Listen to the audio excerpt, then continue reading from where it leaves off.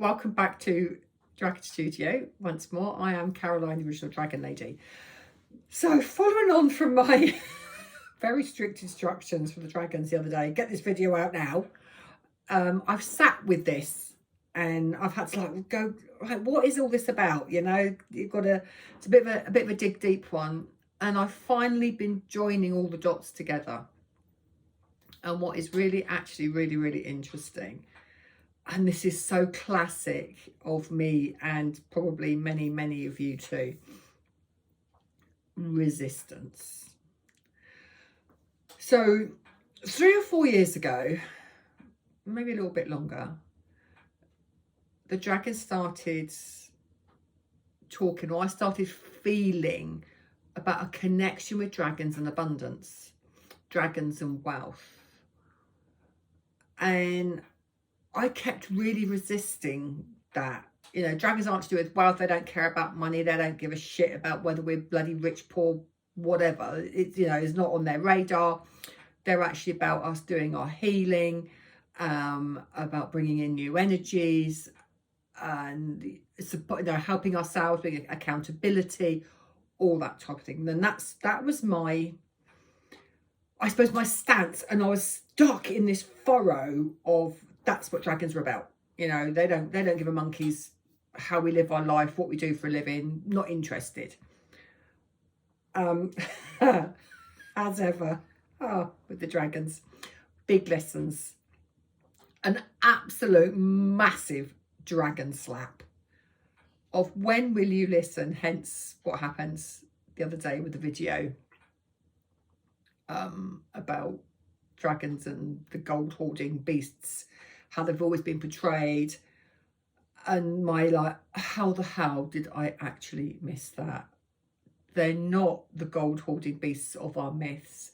They are the guardians. They are the protectors of wealth, of abundance, of knowledge.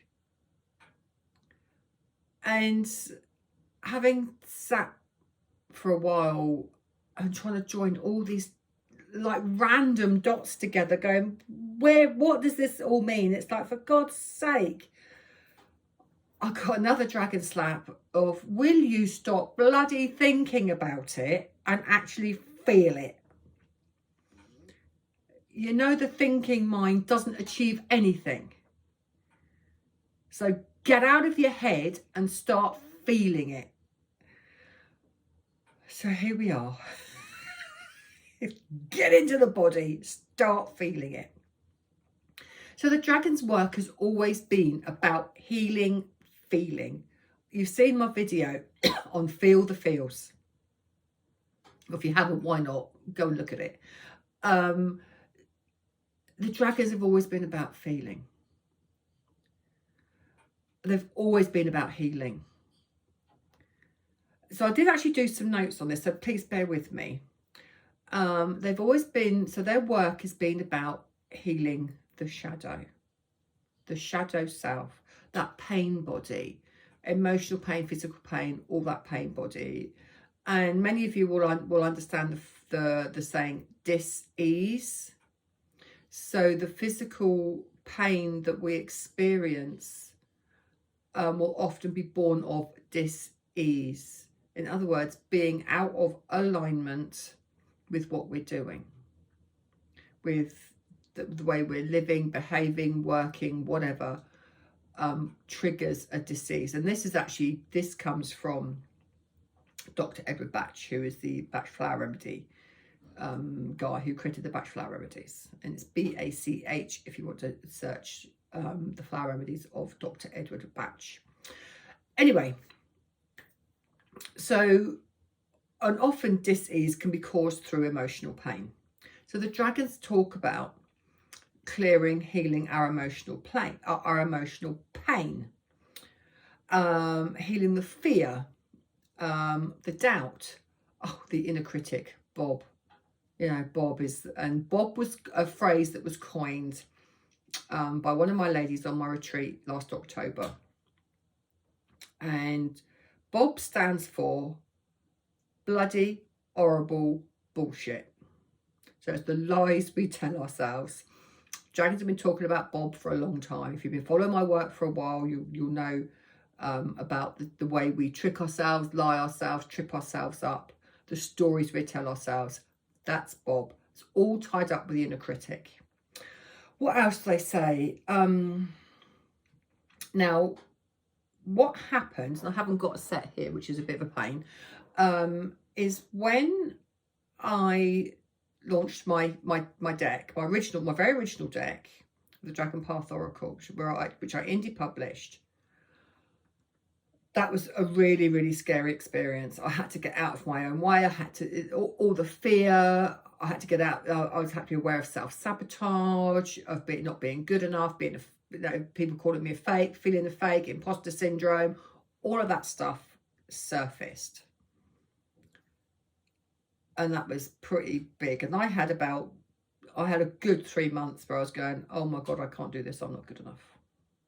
All right. And at least 3 weeks, if not more, before launch date of that original deck, I didn't sleep. I was like a bloody zombie. I was basically surviving on caffeine. I was so scared. Fast forward a couple of years, offered the publishing deal by Watkins, I had a complete and utter meltdown. Because I was going from little old me that I managed to get my head round, it's like, okay, I'm still playing small, to actually being launched onto global stage. That was absolutely petrifying. I can't tell you the fear that I went through, but the dragons kept pushing, kept going, you've got to work through this, you've got to heal this. And it took me on quite a journey. And I connected and met some incredible people and started joining dots together about abundance, which I've been working with for years. And I started to understand that actually abundance is about healing. Abundance is about healing the shadow self. Abundance and healing is about healing, clearing those negative belief patterns, those self-limiting beliefs, societal pressures that we put under, things that we learn from literally from our parents' knee, and not literally from our parents, but from society generally. The dragons' work with us is all about healing, and that healing can go in any direction. However, and this is the biggie, if we heal our relationship with abundance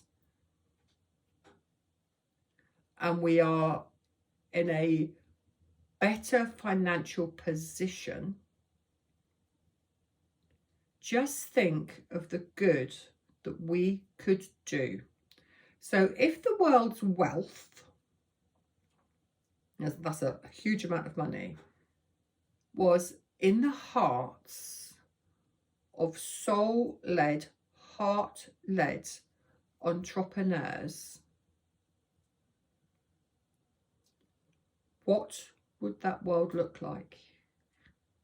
Money isn't dirty. It isn't bad. You know the stories, root of all evil, yada, yada, yada. And a lot of this comes down to patriarchal control and conditioning. So what if we stepped into our divine feminine power? And this goes for guys too. What if the world was led by divinely empowered, divinely led men and women, guided by the dragons, and any other work that you've done on healing your abundance, your wealth? And there are some incredible people out there, and I've crossed paths with a few of them, which is where some of this work has come from. It's that I've sort of found something, I've got, oh my God, and I've joined dots together of stuff I've been working on. It's just been mind-blowing, because it's all about healing. It's about healing our resistance to money. Accountability is another one. It is huge. It's a massive, massive topic. So if you want to be a difference in the world, you've got to start and show up and work through your money pain. What's holding you back? What are those blocks, that resistance, that guilt, that shame, that whatever it is that goes on for you? And believe me, there'll be many, many, many, many layers. I'm still working through it. I'm still going through it. You know, God, it just shows my resistance to the dragons and abundance.